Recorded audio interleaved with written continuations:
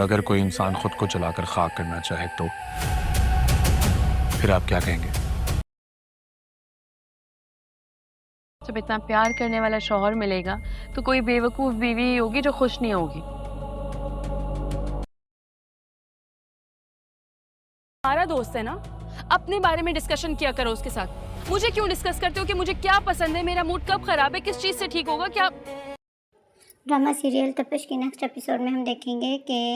معاذ شفا کے لیے کچھ اس کے پسندیدہ چاکلیٹس اور کیک لاتا ہے، جس کو دیکھ کر شفا بہت خوش ہوتی ہے اور حیران بھی ہوتی ہے،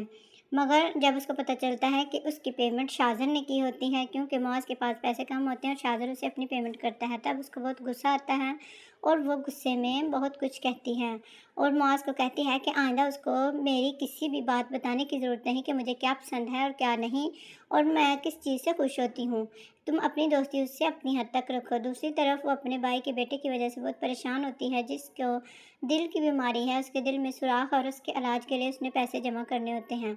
وہ اسی ٹینشن میں ہی ہوتی ہے کہ اتنی دیر میں اس کے بھائی کی کال آ جاتی ہے کہ عمیر کی طبیعت بہت زیادہ خراب ہو چکی ہے اور اس کو فوری طور پر ہاسپٹل لے کر جانا پڑے گا۔ اس کا ماں باپ جو ہیں، اس کے بہن بھائی بہت پریشان ہوتے ہیں کہ اب عمیر کا کیا بنے گا۔ دوسری طرف ہم معاذ اس کو یقین دلاتا ہے کہ ہم اس مسئلے کا کوئی نہ کوئی حل نکال لیں گے، اس کو پریشان ہونے کی ضرورت نہیں ہے۔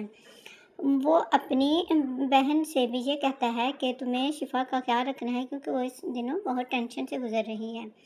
اب دوسری طرف شاذر چاہتا ہے کہ وہ کسی نہ کسی طرح سے شفا کی ہیلپ کرے اور اس کے دل میں اپنی جگہ بنائے۔ وہ اپنے باپ کو دھمکی آمیز لہجے میں